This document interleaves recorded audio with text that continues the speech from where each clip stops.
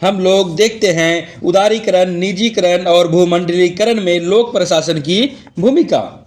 तो आज वर्तमान संदर्भ में वैश्वीकरण के युग में लोक प्रशासन की भूमिका में भी बदलाव आया है और इस वैश्वीकरण के युग में व्यवस्था एक तरह से बंधन मुक्त हुई है। नेटवर्क का वातावरण बना है, सहयोग का वातावरण बना है, लचीला वातावरण बना है और एक तरह से कहें तो वर्तमान के निजीकरण, भूमंडलीकरण, उदारीकरण के दौर में पुरातनवादी आधुनिककालीन समस्त व्यवस्थाओं की नींव लाकर रखती है। यहाँ पर राष्ट्र राज्य की भावना गौण होती जाती है।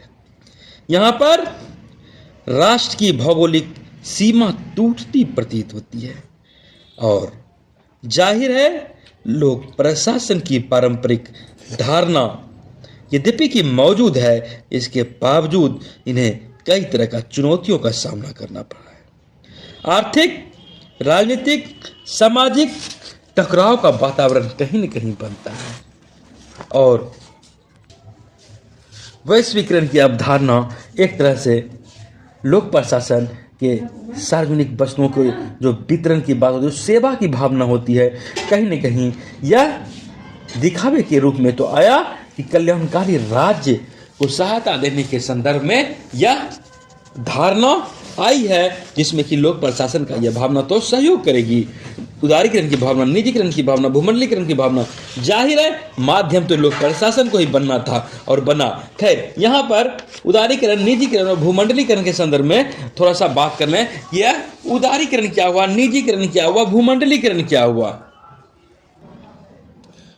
उदारीकरण की भावना से आशय है उदार कर देना, अपनी अर्थव्यवस्था को उदार बना देना, किसी प्रकार का नियंत्रण नहीं रखना, राज्य का नियंत्रण नहीं रखना, लाइसेंस प्रणाली को उदार बना देना, औद्योगिक प्रणाली को उदार बना देना, कर प्रणाली को उदार बना देना, कोई वस्तु का उत्पाद है, सेवाओं का वितरण है, इसको उदार बनाना, किसी प्रकार का ऐसा नहीं लगे कि कठोर नियंत्रण है सरकार के द्वारा, बल्कि उसे मुक्त कर देना।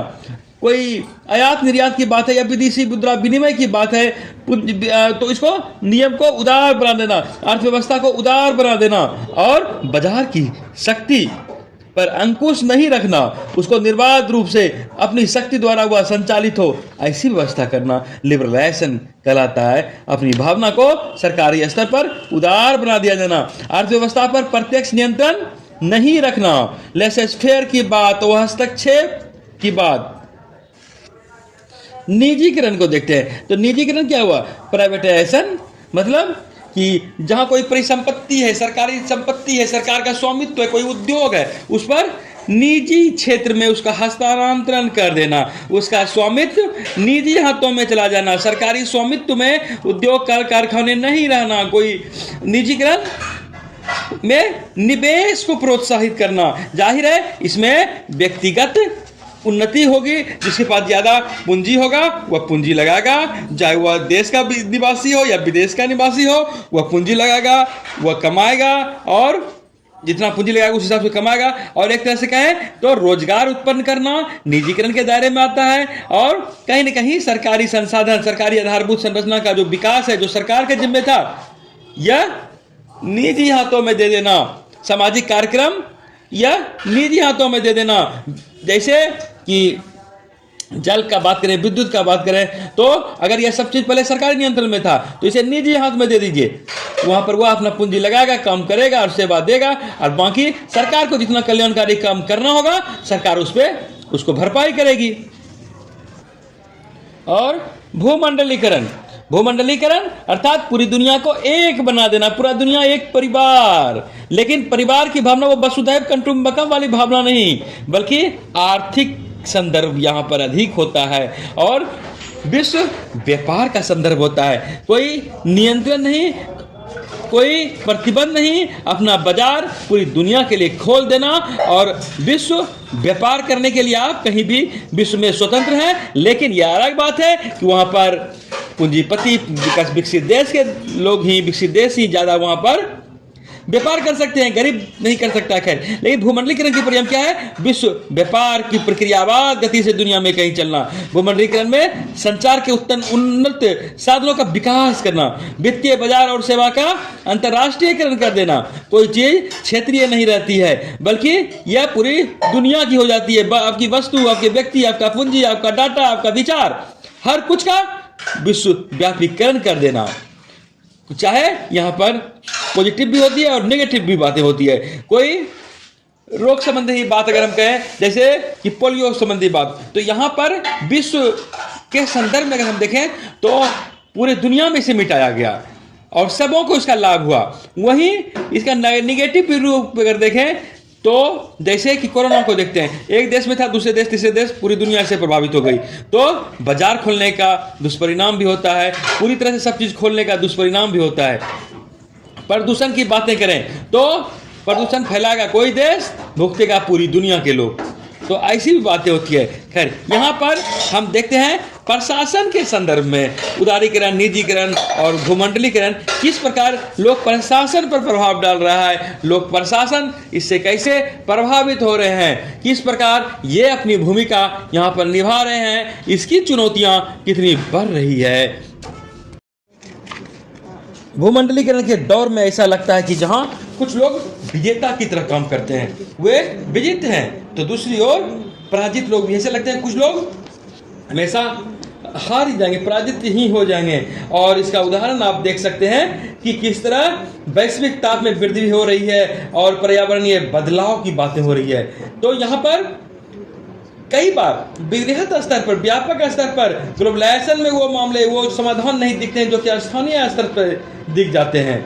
और कई तरह के मामले ऐसे आते हैं जैसे कि भूमंडलीकरण में लगता है कि स्थानीय का कोई महत्व ही नहीं है, लेकिन अर्थशास्त्र, राजनीति शास्त्र, संस्कृति, देश देशांतर जैसी दुनिया में देखें तो आपको हर चीज का जवाब औद्योगिकरण, हर चीज का जवाब भूमंडलीकरण नहीं दे पाता है।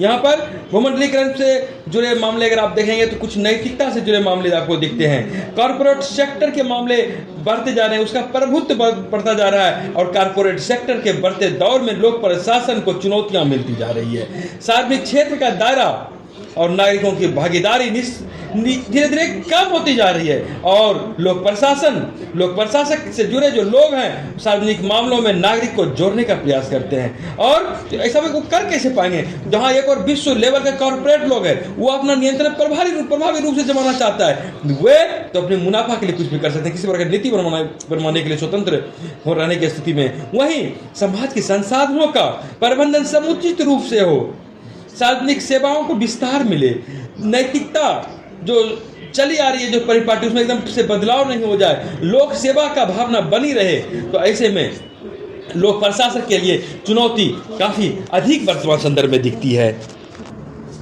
एक विद्वान हुए फराजमंड, वे लिखते हैं कि पारंपरिक प्रशासनिक राज कॉर्पोरेट वर्ग के हितों को व्यापक सार्वजनिक हितों से संतुलित रखता था, मगर अब संतुलित प्रशासकीय राज का स्थान कॉर्पोरेट सेक्टर द्वारा बाध्य राज्य ने ले लिया है और आज तो हर व्यक्ति को उपभोक्ता की तरह देखा जा रहा है। यहाँ पर फराजमंड इस कहते हैं कि यहाँ पर लोक प्रशासक को इसका विरोध करना चाहिए क्योंकि भ्रष्टाचार की संभावना होती है। इस निजीकरण के दौर में भ्रष्टाचार की संभावना अधिक होती है और यहाँ पर लोक प्रशासक को नागरिकों से उपभोक्ताओं की भांति व्यवहार करने और उन्हें बाजार की वस्तु बनाने की बाजार आधारित धारणा का प्रतिरोध करना चाहिए। वैश्वीकरण का यह स्वरूप सब लोगों का भला नहीं कर सकता है। वह अपना स्वतंत्रता चाहती है, वह अपना विशेषाधिकार चाहती है, वह अपना पूंजी का निवेश, पूंजी का मुनाफा चाहती है। ऐसे में लोगों का शोषण करना तो उसको अपना धर्म समझती है, मानवाधिकार का हनन स्वतः हो जाता है और वे सिर्फ अपने कॉर्पोरेट एजेंट, अपने सहायक एजेंट उन्हीं पे अपना हित देखते हैं और उनके द्वारा अपना शासन चलाने की कोशिश करते हैं। अंग्रेजी राज में हमने देखा और वर्तमान के संदर्भ में भी हम यह बात समझ सकते हैं और एक तरह से कहीं न कहीं विरोधाभास की स्थिति पैदा हो जाती है इस वैश्वीकरण के दौर में, जिस तरह जबरदस्त कॉर्पोरेट शक्ति उत्पन्न हुई है और इसने अपने संगठन के ढांचे को कहीं न कहीं बहुत अच्छे तरीके से वैश्विक लेवल पर केंद्रीकृत कर दिया है और विश्व भर में सरकारी विकेंद्रीकरण को बढ़ावा देने की बात की जाती है। लोग प्रशासन पर बोझ तो पड़ रहा है, इनकी चिंता तो बढ़ेगी। और अगर यह जन कल्याण की ओर अभिमुख नहीं रह पाती है तो कहीं न कहीं फिर लोक प्रशासन का औचित्य अपने आप में लोग सही तरीके से इसका नहीं लगाएंगे, इसकी प्रासंगिकता कहीं न कहीं जनहितकारी वाली नहीं रह जाएगी। यह तो कॉर्पोरेट सेक्टर का एजेंट भर हो जाएगा अगर यह अपनी मूल भावना को त्यागती है।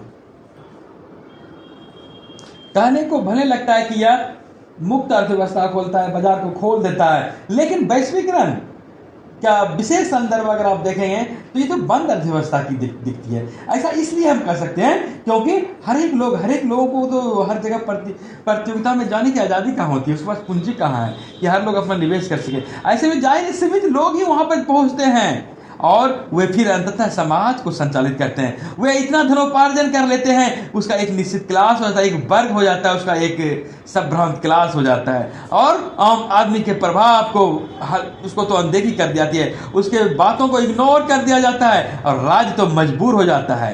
राज्य आम आदमी के हितों की रक्षा नहीं कर पाती है और जाहिर है अगर राज्य अपने व्यक्ति के हितों की रक्षा नहीं कर पाती है तो फिर राज्य के अस्तित्व का औचित्य ही क्या होता है। और राज्य ही नहीं रहेगी, वह अपने जनता का हर संभव ख्याल नहीं कर पाएगी तो फिर लोक प्रशासन की बात ही क्या होती है।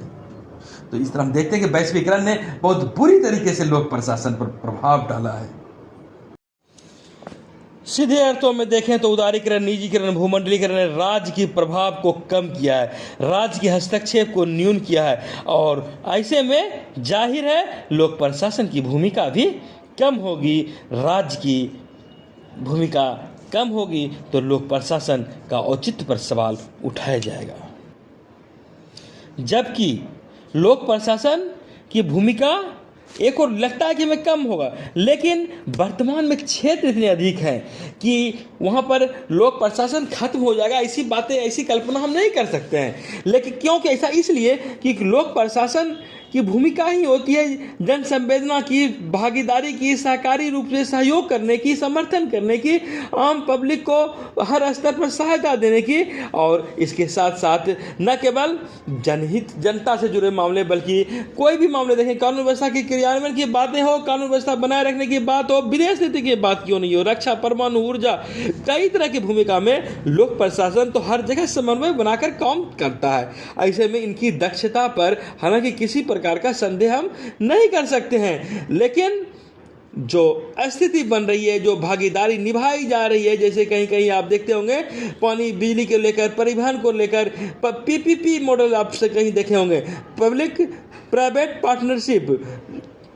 पब्लिक का अर्थ है लोक प्रशासन की दुनिया में आप सरकार से लगाएंगे, यहाँ पर लोक का अर्थ सरकार से लगाया जाता है। खैर, तो क्योंकि सरकार का भी निवेश होगा, आम पब्लिक का भी निवेश होगा और दोनों मिलकर वहाँ पर काम करेंगे, तो इस साझेदारी से राज्य को भी घाटा नहीं लगता है और कंपनी को भी मुनाफा होता है। ऐसी बातें होती है और जितना जन कल्याण की भावना होती है उसका भी निर्वहन हो जाता है। खैर, तो कहीं न कहीं इसका उद्देश्य है कि सेवा सही तरीके से चले और भ्रष्टाचार कम हो, लोगों को सुविधा अधिक मिले, लोग यदि कुछ खर्च करें तो उसको लाभ मिले, वे किसी भी तरह का सरकारीकरण की लाल फीताशाही के शिकार वे न बने, फाइलें लटकती रहे, अटकती रहे, चलती रहे, ऐसी भावना नहीं हो, बल्कि काम त्वरित गति से किसी भी मामले का निष्पादन हो। इसका मूल उद्देश्य यह है। इसके साथ साथ हम यहाँ पर देखते हैं वनों के संरक्षण की बात होती है, यहाँ पर भी निजी क्षेत्र से साझेदारी की बात होती है, महिला सशक्तिकरण की बात करें या माइक्रो क्रेडिट योजना की बात करें, स्वास्थ्य योजना की बात करें, किस जागरूकता संबंधी बातें करें, एनजीओ की बात करें, तो यहाँ पर कई तरह के कार्यक्रम स्वयंसेवी संगठन द्वारा भी चलाए जाते रहे, जहाँ पर कि आज लाभ की स्थिति देखी जा रही है। हालांकि प्रशासन हर जगह आता है और प्रशासन की भूमिका का निर्वहन यहाँ पर भी होता है। हम यह भी कह सकते हैं कि यद्यपि कि लगता है कि जैसे कि गैर परंपरागत क्षेत्र के नज़रिए से लोक प्रशासन के कार्यों में गिरावट आई है, लेकिन अन्य समुदाय की दृष्टि से देखें, अन्य सरकारी एजेंसियों के प्रयास के संदर्भ से देखें, सब जिस तरह की निजी क्षेत्र से भी समन्वय करके काम करना पड़ता है, उस दृष्टि से देखें तो सहक्रिया की दृष्टि से देखें तो इसे सार्वजनिक सहभागिता के प्रोत्साहन क्रियान्वयन करना पड़ता है, अपने दायित्व निर्वहन की करना ही पड़ता है। कई एक मामले में प्रत्यक्ष तो कई मामले में परोक्ष रूप से लोक प्रशासन को अपनी भूमिका निभानी पड़ती है। इनका उत्तरदायित्व पहले की अपेक्षा कहीं अधिक बढ़ गया है। लोक प्रशासन जगत को जिस तरह की अपनी दक्षता दिखानी पड़ती है, जिस तरह अपनी प्रभावशीलता स्थापित करनी होती है, जिस तरह अपनी अर्थव्यवस्था को मजबूत करनी होती है, जिस तरह अपनी सार्वजनिक सेवा को अंजाम देना पड़ता है, ऐसे में विभिन्न देशों के संदर्भ में यद्यपि कि इनकी अलग अलग स्थिति हो सकती है। विकसित देशों के संदर्भ में हम देखें तो वहाँ की स्थिति अलग है, विकासशील देशों के संदर्भ में यहाँ स्थिति अलग है। फिर भी हम यह कह सकते हैं कि वैश्वीकरण के युग में विकासशील देशों पर प्रभाव तो पड़ रहा है, लेकिन यहाँ पर प्रशासन के लिए भी चुनौती हो रही है और मिल रही है, और विकसित देशों की अपेक्षा विकासशील देशों में ज़्यादा सामाजिक क्षेत्र सिमटते जा रही है यहाँ भी, और स्वास्थ्य शिक्षा का बुनियादी ढांचा थोड़ा चरमराई हुई प्रतीत हो रही है। और अगर लोक प्रशासन सक्रिय रहे और संरचनात्मक दृष्टि से, चाहे वो निजीकरण की बातें हो, पीपीपी मॉडल की बातें हो, अगर गुणवत्ता युक्त परिणाम आ रहे हैं तो फिर हमें इससे कोई परेशानी भी नहीं होनी चाहिए। कल्याणकारी राज्य की व्यवस्था संवैधानिक धरातल पर चलते रहे, यह बहुत बड़ी बात है। और इन सबों में वैश्वीकरण किस हद तक सेंध मारकर अपना ही मुनाफा ले जाती है, यह भी देखने वाली बात होती है। लोक प्रशासन वैश्वीकरण के तमाम बुराइयों से किस प्रकार आम जनों को बचा रखने में कामयाब हो पाती है, और इनके साथ साथ उसे वैश्वीकरण का लाभ दिलाती है, उसे भी विकास के मुख्य धारा में ला पाती है। यह लोक प्रशासन के लिए सबसे बड़ी चुनौती आज भी दिखती है।